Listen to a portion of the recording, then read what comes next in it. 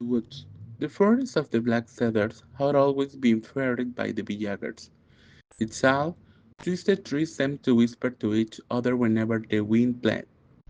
During the day, hunters avoid going too far. At night, no one dared to step into the paths. The elders told an old tale. Many years ago, a solitary man named Ezekiel, living in a cabin deep within the woods. He was a quiet lumberjack, but something inside him eventually broke. Bro, some say he heard voices that drove him insane. Others swore he had a made pact with the devil. What was stranger is that one night travelers passing through the forest vanished without a trace. From then on, the rumor of a killer hidden among trees spread through the town. Almost everyone avoided the place except for friends. Mark, Andrew, Julia, and Valerie. Young, reckless, and convinced the story were just a killed three children's tales. On a full moon night, they decided to camp into the heart of the forest to prove there was nothing to fear. The air inside the forest felt different, heavier, breathing was harder, as if something unsuppressed under their lungs. Their footsteps cracked over dead lips while a lost mind spread across on the ground. "It's dark here," whispered Julia, hugging herself. "It's just a forest, like any other," replied Mark. Valerie, the quietest of the group, stopped for a moment and listening his sword. She heard a faint whisper, like shallow breathing right behind her. She turned sharply, but only saw twisted shadows and growth trees. They reached the clearing and lighted a fire. The flame threw nervous shadows across their face. They laughed, ate, and tried, and convinced themselves it was just an adventure. But the peace didn't last long. Around Minute, they heard branches snapping. "A deer?" asked Mark, but the sound was too heavy to deliberate footsteps. Then, out of the darkness, something glimmered, the metallic shine of an axe. The frame froze. A tall, hunched figure emerged, its face hidden by a burlap sack. Its breathing was red furious. The man said nothing. He dragged the axe against a rock, producing a shrill sound that echoed straight through the bones.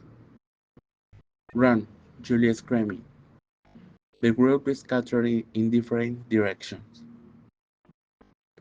Julia and Mark ran east, but the forest seemed to shift around them. Every tree looked the same, every shadow darkness. Behind them, the heavy footsteps grew louder. Valerie hid behind a fallen trunk, trying to quiet her trembling breath. From a hiding place, she saw the man walk past. He moved slowly, as if he had no reason to hurry. "The woods always claim what is there," a rapturous voice muttered. She pressed her hat against her mouth to stop a crying. The killer didn't see her, but he dropped something on the ground, a bloody necklace. Valerie picked up the froze. She recognized it.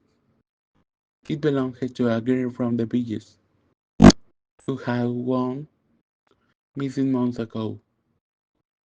Meanwhile, Andrew stumbled through the fog until they reached the cabin. The door was ajar. Inside, ropes hung from the ceiling, rusted knives were scattered, and broken portraits lined the walls. The stench was unbearable. On a table lay torn clothes, soaked in blood, and a carefully arranged collection of bones. Andrew stepped back in horror, but before he could escape, a hand gripped his shoulder. "You can fare, but never enough," whispered the killer. Andrew, screaming, was swallowed by the forest, followed by a dull final blow. Mark and Julia, exhausted, stumbled back into the clearing where they had saved their fire. The flames were gone. On the ground, a fresh imprint was marked and the mud, the shape of an ex head.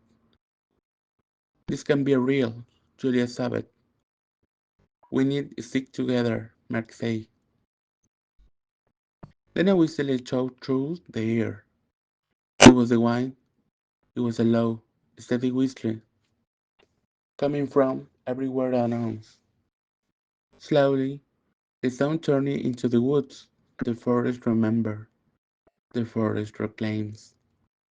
Rain shocks violently, and the killer appeared again, dragging Andrew torn shirt in one hand.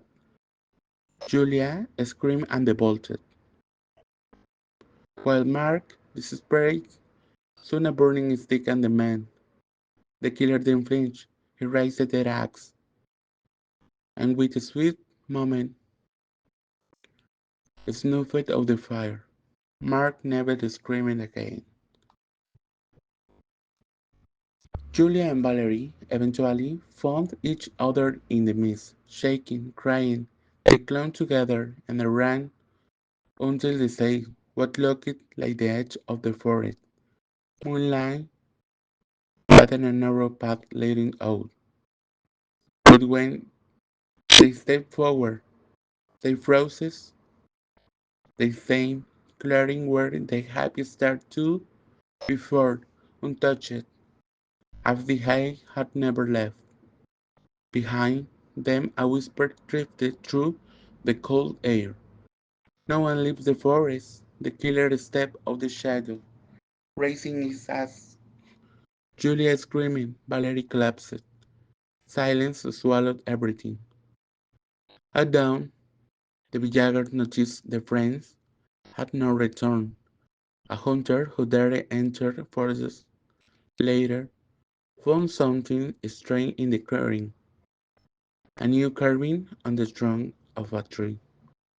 Four initials scratched deep into the bark, with the fresh blood dripping down to the wood. From that day no one set foot in the black cedar. Here on the full moon night those, leaving nervous sweaters, they still hear a low steady whistle, followed by metallic itches on necks being dragged across the earth.